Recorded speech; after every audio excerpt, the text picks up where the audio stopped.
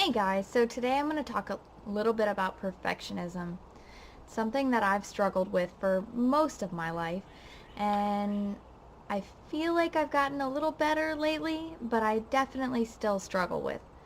But over the years, and especially lately, I've come up with a few tips that kind of help and definitely help me to get over it.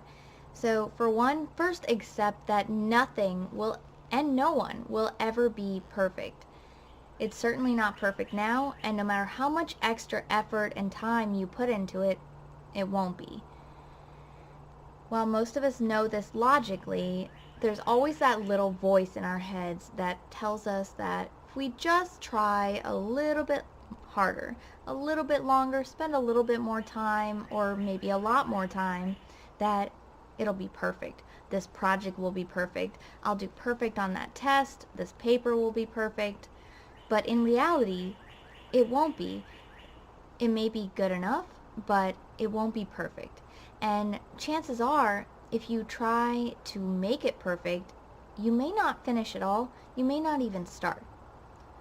So the second tip is done is better than perfect. While a lot of us may still finish things, a lot of people who are perfectionists don't. A lot of people who are perfectionists, like I said before, don't even start. And the problem with that is not only do you not finish things, not only do you not start things that may be very important to you, but you never learn from your mistakes. And while your first efforts may not be perfect, if you don't even try because you know it's not going to be perfect, you'll certainly never learn, and you'll certainly never raise that bar. The next tip is don't be too critical. Most perfectionists, I would say all perfectionists, are incredibly critical of themselves. A lot of perfectionists are also very critical of other people in their lives, other people they see around, and this is difficult not only for yourself when you're critical of yourself, but it's incredibly difficult and hard on the people around you because they will never be able to live up to these impossible standards that you can't live up to either. Finally, the 80-20 rule is, this can be applied in a lot of ways, but in this circumstance, the 80-20 rule basically will say that 80% of your results come from 20% of your efforts. So an 80 obviously isn't perfect, but in most situations, an 80 is a B. And in all situations, 80% is better than 0%.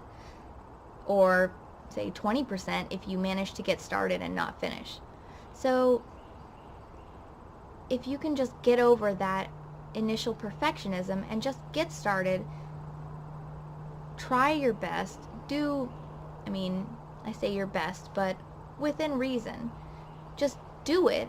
Just do what you need to do. Just go after that dream. Just hope for the best. Then you'll certainly do better than if you were so afraid to start because you knew it wouldn't be perfect. And finally, go for good enough. And good enough can mean different things to different people. But when I say find your balance and figure out what good enough means to you, I don't mean, okay, good enough for me is perfect. No, good enough means good enough. Good enough is probably what you see in a lot of circumstances where you think, oh, that person's perfect. Look at what they did. That's perfect.